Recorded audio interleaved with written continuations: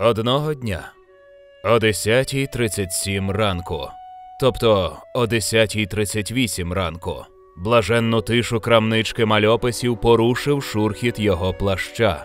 Він знав, що він втомиться від безсонної ночі і його здолає сон. Він проходить повз і опиняється біля входу. Нечасто він відгукується на чиїсь прохання. Переважно об'єктом снів є не він, а його царство. Але хтось віднедавна безупину кличе його. Бачу, Ніл даремно час не гаяв. Хто? Гейман. Ти ж на його мальописи дивишся. А ви хто? Після вдалої співпраці з DC Comics у вигляді чорної орхідеї Ніл Гейман починає роботу над новим мальописом, а швидше над новим прочитанням персонажа Сендмена, довкола якого будується доля людей, казкових героїв, інопланетних істот чи фантасмагоричних міфічних почвар. І все це у серії мальописів «Сендмен» в перекладі рідної мови «Пісочний чоловік», який розпочав свою нову інтерпретацію у 1989 році. Він завжди мав смак в історіях. То хто ви? Ти кликала мене, дитя. Я? Я незримий бог, Морфей, пісочний чоловік, сон, ткач снів, онейромант. Багато імен у мене. Перші згадки про Сендмена у коміксах DC датуються 1939 роком у серії New York World's Fair Comics під ім'ям Веслі Дотс. Він присипляв лиходіїв отруйним газом, через що й отримав свою назву та типовий костюм з протигазом. Володів пророчими снами та згодом набув силу уповільнення старіння. Цей образ Сендмена закарбувався у пам'яті 7-річного Ніла Геймана, адже це стало початком любові його до жанру коміксів. Друга інтерпретація Сендмена має більш ближчу до коріння основу. Його герой проживав у куполі снів, де він керував снами людей, аби не вийшли назовні монстри із марень. Проте цей комікс був для Геймана чимось дивним та некомфортним, тож цей світ залишимо без уваги. Наступна інтерпретація «Пісочного чоловіка» з'являється в образі Гектора Гола 1988 року, який отримав своє камео і у версії «Пісочного чоловіка» Ніла Геймана у другому томі «Ляльковий дім». Але у ролі протагоніста, який бореться із пісочним чоловіком за світ снів. Він висвітлений у більш карикатурній манері у вигляді чепурного супергероя-дурника, яким насправді керують Здоровань і Кулька. Гейман доволі нещадно познущався з оригіналу, висвітливши того пісочного чоловіка фейковим наївним ідіотом, яким користуються злі почвари, аби підкорити світ снів собі. Та зрештою в оригінальній серії сюжет практично той самий, адже Здоровань та Кулька також підставляють Гектора Гола, аби заволодіти світом снів. Насправді дивовижно спостерігати за переплітаннями історії Ніла Геймана та те, як він майстерно створює із всесвіту свій власний міт з відсилками, цитатами та новими прочитаннями уже давно забутих героїв. То вон ви які! Я думала, ви виглядаєте трішки інакше. Ти кликала мене у снах. Знаєте, ви мені когось нагадуєте. На Віталіка схожі. Кави? Історія про пісочного чоловіка з'явилась у скандинавській мітології, де Сендмен посипає піском дітям очі, аби вони заснули. А доказом його існування є залишки піску в очах після сну. Персонаж з'являється у творах Гофмана. До речі, на основі твору Гофмана аніматор Пол Томас Беррі створив свій моторошний анімаційний фільм із кровожерливим Сендменом. Після цієї роботи він почав співпрацювати з Тімом Бертоном у мультфільмі «Жах перед Різдвом». Персонаж Сендмен також з'являється у творах Андерсона, а також має свою інтерпретацію у Норвегії та Швеції під ім'ям Джон Блант, в Нідерландах, Бельгії та частині Південної Африки як Клаас Вак. У них там навіть цілий мюзикл, присвячений цьому дивовижно веселому стариганю. Слухайте, а чи може бути таке, що в українській мітології ви маєте свій аналог? Ну, наприклад, Сонько Дрімко. Хоча мальописна адаптація Сонько Дрімко не несла б такого серйозного характеру. Ти забула про дрімоту. То дрімота – це жіноча версія вас? Жінки, чоловіки. Мене бачать таким, яким хочуть бачити. Пісочний чоловік Ніла Геймана отримав доволі унікальне прочитання та образ. Над художнім рішенням працювало чимало художників. Одні з перших – Сем Кіт, що намалював 5 перших випусків першого тому, та Майк Дрінкенберг, який створив у тому числі образ смерті, сестри пісочного чоловіка, такою, якою ми її тепер знаємо. Вони задали тон серії мальопису та створили специфічний стиль Сендмена, далекий від звичних серій DC Comics. Зокрема, завдяки мальопису «Пісочний чоловік» та інших цікавих мальописів, Карен Бергер у 1992 році створила новий імпринт DC Vertigo. Я хотіла заснувати окрему лінію коміксів, де було би місце для провокаційних і особистих поглядів найкращих талантів світу коміксів. «Пісочний чоловік» таким і є. Провокаційно-філософський, поетично-мітичний світ мрій, фантазій та нестримного безуму творця Ніла Геймана. То навіщо я тобі? Що ж, я навмисне вас не кликала.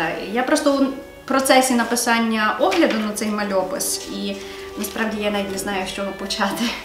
Ти можеш поставити мені 3 запитання. І на цьому завершимо нашу зустріч. Лише 3? Це як у легендах? Стиль письма, а швидше оповіді Ніла Геймана більш поетичний та романтизований. Така оповідь близька казкам та легендам, коротким та непростим сюжетним перипетіям, які опираються не так на логіку, як на символізм. І часто закони Всесвіту підпорядковуються саме необмеженій фантазії носія. Яскравим прикладом є сцена боротьби Морфея з демоном у пеклі з першого тому «Прелюдії та ноктюрни», де відбувається магічний поєдинок, під час якого суперники завдяки своїй уяві перетворюються у все більш могутніших істот. І попри те, що Ніл Гейман вважав перші частини «Пісочної людини» незграбними, саме вони закохують з першої сторінки у світ Сендмена. Здавалося, на перший погляд, звичайний жанр пошуку предметів, який загубив володар снів, розкриває перед читачами тисячі світів, які пов'язані між собою снами. Там з'являється чимало відомих та вигаданих героїв, справжні причини історичних подій та обігрування релігійних постулатів через призму казки. Став питання, землянко. Гаразд, буде дещо важко одне вибрати. То ви справді були знайомі зі Шекспіром? Завдяки мені він написав свої найкращі п'єси. Тобто, це правда, що Шекспір не був автором своїх п'єс? Ти дійсно хочеш на це змарнувати свої питання? Ніл Гейман завжди захоплювався магією розповіді.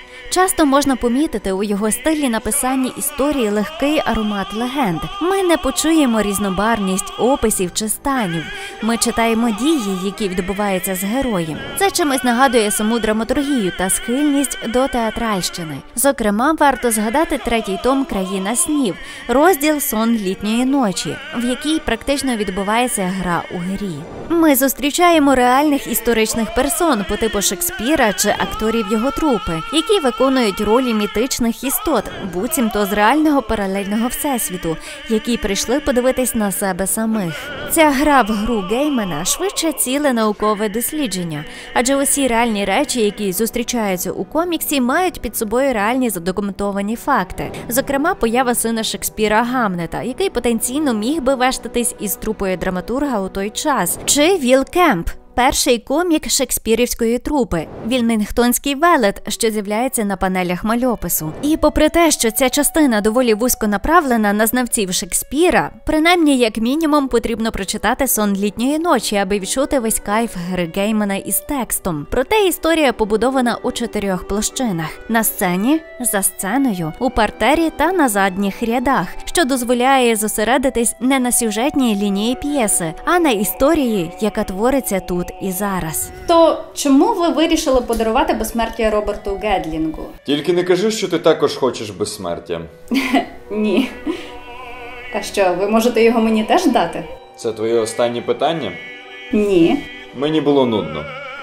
Теми безсмертя та смерті вічно переплітаються в історіях Геймана. Він дає вибір своїм героям, ніби ставлячи експерименти над людськими емоціями. Він створює міт зі своїх історій, легенду, і часто його історії такими і є. Зокрема, любовна лінія, яка тягнеться впродовж кількох томів «Пісочного чоловіка». Історія кохання Нади та Кайкуля, він же той самий пісочний чоловік. Тут Сендмен виступає в ролі безщадного бога, владику, який сповнений гордості та тиранії. В цій історії присутня характерна легендам непоступливість богів та притаманний людям страх перед невідомістю. Зрештою, люди доволі цікаві істоти. Я їх часто не розумію. Мабуть, якби не моя сестра, то ніколи би не зрозумів. Сестра та, що смерть? Зрозумій. Сон – це маленька прелюдія смерті. Ви коли-небудь намагалися розповісти комусь, навіть другу, навіть комусь, хто вас любить, про свій сон вранці? Ви бачили, як скляніють їхні очі, як вони поступово втрачають здатність вдавати цікавість разом з жагою до життя? І навіть у вашу голову закрадається думка, що послідовності наративних зв'язків, яка здавалася очевидною, коли ви прокинулися, не існує. Якщо історії завжди раціональні, не враховуючи, звісно, абсурдизм, то сни – це наше ірраціональне. Мені здається, що у своїй історії про володаря снів Ніл Гейман намагався надати цієї раціональності ірраціональному світу, прикрашуючи його романтичною історією про становлення та еволюцію пісочного чоловіка, який хоч і править світом снів різних істот, проте не до кінця розуміє себе у цьому світі. Маєш останнє питання. Що ж, то хто ви насправді? Я головний герой. Чекатиму твого тріумфу, Маріан. Весь солод персонажа пісочного чоловіка у тому, що, стикаючись із проблемою, він, як цар Соломон, вносить рівновагу у світ історії. І це не той випадок, коли Део Екс Махіна вирішує всі проблеми головних героїв, і всі живуть довго та щасливо, адже головним героєм тут є він. Сестра?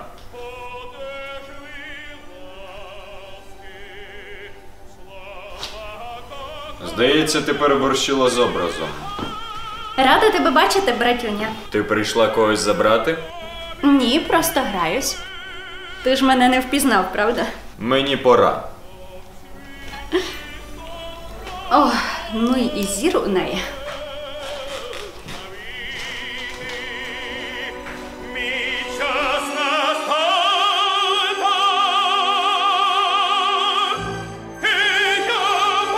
Одного дня о 10:37 ранку, тобто о 10:38 ранку, блаженну тишу крамнички мальописів порушив шурхіт його плаща.